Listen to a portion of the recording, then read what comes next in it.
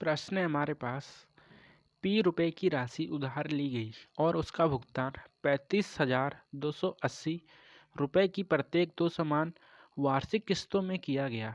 यदि चक्रवृद्धि ब्याज दर 5% वार्षिक रूप से संयोजित है तो पी का मान क्या होगा। ये रहे आपके सारे ऑप्शंस। ठीक, अब इस प्रश्न को कैसे हल किया जाता है तो आइए समझते हैं। हमें चक्रवृद्धि ब्याज में किस्तें दे रखी हैं, ठीक है, जो कि आसान होगा। तो हम यहाँ से रेशियो को उठा लो, जो दर दे रखी है उसे उठा लो। 5%, इसको सॉल्व करो तो कितना आएगा, 5/100। इसको भी सॉल्व करो तो 1/20 आ जाएगा। ठीक, इसका मतलब क्या होता है कि राशि कहीं ना कहीं 20 से कितना हो रही है, 21 हो रही है। ठीक, अब हमें टाइम की ज़रूरत पड़ेगी। तो यहाँ देखो, प्रश्न में है दो समान किस्तें। ठीक, दो समान वार्षिक किस्तें, इसका मतलब क्या हुआ, टाइम हमें 2 दे रखा है। तो यहाँ पर इसका स्क्वायर करो कितना आ जाएगा, 400, और इसका स्क्वायर करो कितना आ जाएगा, 4 4 1 441। अब इसमें समझो, देखो कौन सी वैल्यू क्या होती है। ठीक, अब प्रश्न में कहा है कि दो समान किस्त, तो यहाँ पर जो वैल्यू आती है वो किस्तों का मान आता है। ठीक, लेकिन प्रश्न कह रहा है कि दो समान किस्त, और हम देख पा रहे हैं पहली किस्त तो 441 की है और दूसरी किस्त 21 की है, ये दोनों समान नहीं है। ठीक, तो हम क्या करेंगे, प्रश्न के अकॉर्डिंग इसको समान कर लेंगे। तो समान करने के लिए क्या करना पड़ेगा, इसमें मल्टीप्लाई करेंगे 21 से। ठीक, जब 21 से मल्टीप्लाई हो रही है इसमें, तो 21 से मल्टीप्लाई इसमें भी होगी। ठीक है, तो हमारे नई वैल्यू निकल जाएंगी। यहाँ से क्या निकलेंगी, कलर चेंज करता हूँ, 21 की मल्टीप्लाई 20 में भी होगी ना, तो यहाँ से हो जाएगा 2 एकम 2, 2 दूनी 4, 420।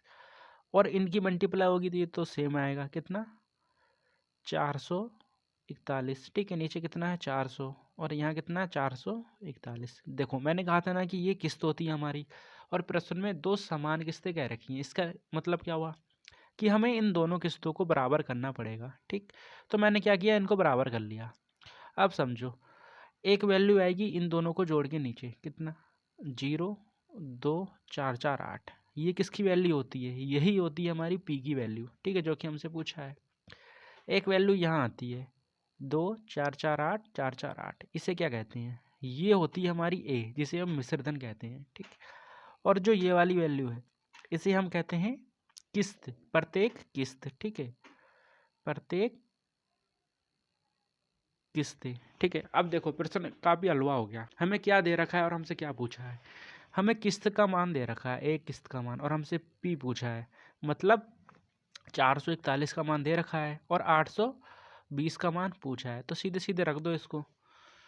441 का मान दे रखा है कितना, 35280। यहाँ से एक का मान निकाल लेंगे, 35280 बट्टे में कितना, इसको लिख दो 21, मल्टीप्लाई में 21, क्योंकि 21 का मल्टीप्लाई तो है ये। ठीक है, ये जो है 21 का मल्टीप्लाई तो है। ठीक, और मल्टीप्लाई कर दो किससे, 820 से। इसको सॉल्व करो, आंसर यहाँ पर डायरेक्ट आ जाएगा। ठीक है, इसको पहले 7 से कैंसिल कर लो, और ये कलर चेंज कर देता हूँ। ठीक है, 7 या 21, इसको काटो, 60 पंजे 35। ठीक है, 0 का 0 आएगा, 7 चक्कों में 28। ठीक है, 0 का 0। इसको फिर से क्या करो, 7 से डिवाइड कर लो। ठीक, ये 3 बार जाएगा, ये कितने बार जाएगा, 7 7 49। ठीक है, और 7 दूनी में 14। ठीक है, 720 आ जाएगा। अब ये 3 3 9, तो सबको पता है कि ये 9 से कट जाता है। ठीक, ये 3 3 9 बचा ना यहाँ पर, तो 9 8 72। ठीक है, तो एक इसको थोड़ी देर के लिए इसको हटाओ, थोड़ी देर के लिए। ठीक है, हमने क्या किया, एक का मान निकाला यहाँ से, इसको काट के एक का मान कितना आया, 80 आया। ठीक, यहाँ पर समझो, 441 का मान इतना दिया था, हमने इससे डिवाइड करके एक रेशियो का मान निकाला, कितना आया, 80 आया। अब हमें क्या निकालना है, 820 का, तो मल्टीप्लाई कर दो 820 से। ठीक है, कितना आ जाएगा, 00, 8 दूनी 16 का 6, हासिल लगा 1, 8 8 64 और 1 65। ठीक है, कितना, 65,600। कहाँ लिखा है, ये रहा ऑप्शन नंबर 3 हमारा राइट और करेक्ट आंसर हो जाएगा। ठीक है, समझ में आया होगा। धन्यवाद।